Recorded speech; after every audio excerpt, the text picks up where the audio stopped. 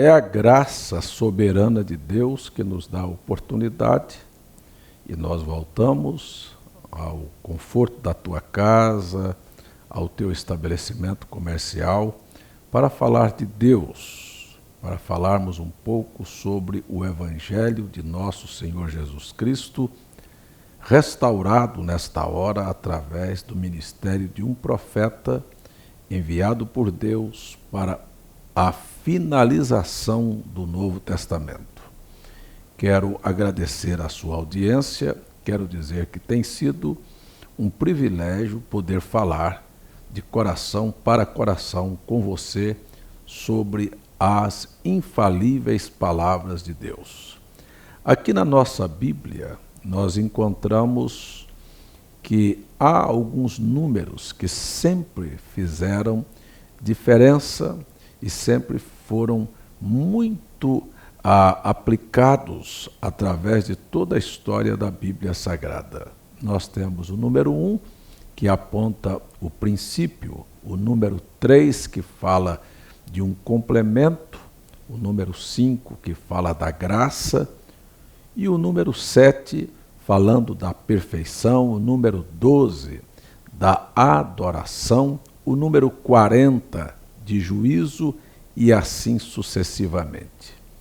Quero começar aqui com você sobre o número 7. O número 7 é até dito por aí que 7 fala, é o número da mentira. Não, na Bíblia 7 representa perfeição.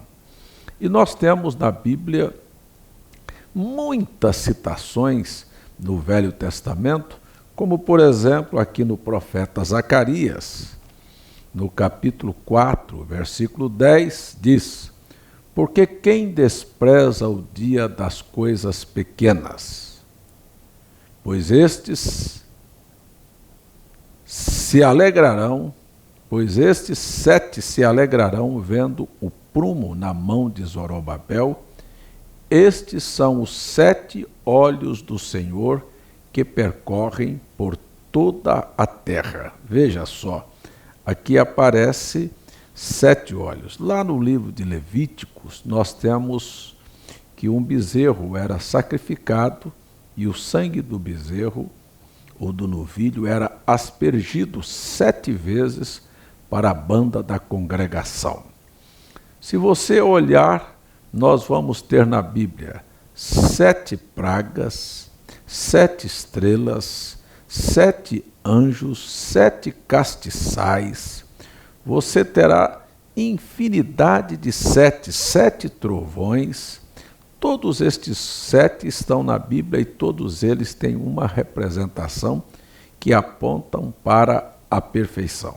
Quando olhamos no Velho Testamento, nós temos, por exemplo, o sangue do novilho aspergido 7 vezes, ou estes 7 olhos do Senhor que percorrem por toda a terra. Isto era apenas uma figura, um tipo do que iria acontecer no Novo Testamento. Ou seja, que o sangue daquele novilho que era aspergido 7 vezes para a banda da congregação representava o sacrifício de nosso Senhor Jesus Cristo, que no Evangelho de Marcos é representado pelo boi ou pelo novilho, como queiram, e que este sangue haveria de fazer cobertura desde que a igreja neotestamentária, ou desde que Cristo morreu para a propiciação dos nossos pecados, ainda por 7 períodos distintos que haveria de cobrir o período que é chamado de o período da graça.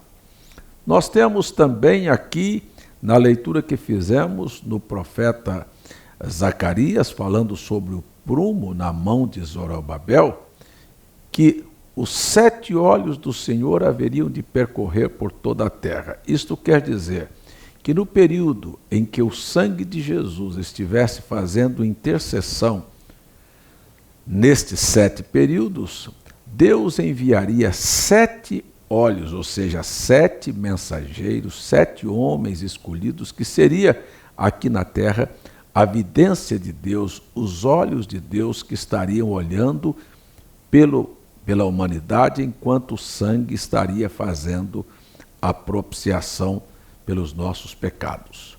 No livro do Apocalipse, no capítulo 1, nós vamos encontrar que havia um semelhante ao Filho do Homem, que estava caminhando entre os 7 castiçais de ouro e tinha na sua mão 7 estrelas.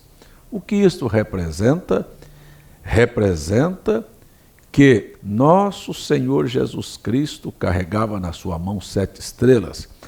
A revelação, a explicação clara para isto está em Apocalipse, capítulo 1, verso 20. Os 7 castiçais que viste são as 7 igrejas, e as 7 estrelas que estão na sua mão direita são 7 mensageiros enviados por Deus a toda a terra. Então temos logo no capítulo 2 listada, entre tantas igrejas existentes naquele período, estamos aqui olhando João na ilha de Patmos, no ano 94, 95, e agora um anjo enviado a João, dá a João uma visão das coisas que estavam acontecendo e das coisas que haveriam de acontecer. Para que isto torne claro, para que você entenda e não fique lendo a Bíblia sem entender, Deus enviou um anjo, levou João numa viagem visionária. Ele estava vendo as coisas que haveriam de acontecer, como está escrito no capítulo 1 de Apocalipse, verso 1. E João então vê as 7 eras da igreja, vê o que aconteceria após o fechamento da porta da graça, quando o juízo deveria cair sobre a terra. João estava sendo levado a ver as bênçãos que repousariam sobre os crentes.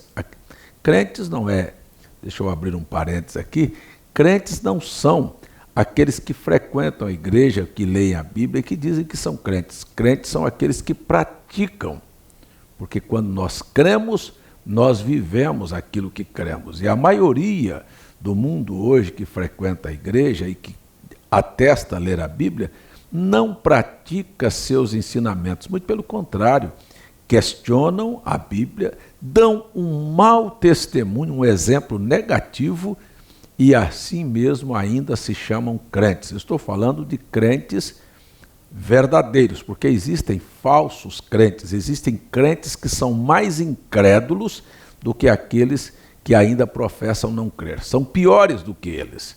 Mas aqui dentro das Escrituras, estamos falando de crentes. Haverá as bênçãos que repousarão sobre aqueles que creem, aqueles que vivem, aqueles que praticam as coisas escritas neste livro, e também nos mostra claramente a recompensa de todo aquele que pisar, desacreditar, acrescentar, diminuir uma só palavra desta Bíblia. Pastores, teólogos e frequentadores de igrejas e padres são instrumentos para desvalorizar as Escrituras, são instrumentos para dizer que isto não tem importância, que isto não é mais assim, que a igreja pratica desta maneira, que estamos em outra época, que vivemos o século XXI, que estas coisas foram lá para trás. Estamos cheios disto. Então, de que vale a Bíblia? Deixemos de ser hipócritas e sejamos verdadeiros. Assuma o papel de que você é um incrédulo, um que questiona o que está escrito. Eu estou chamando aqui nesse programa para as pessoas voltarem para a Bíblia.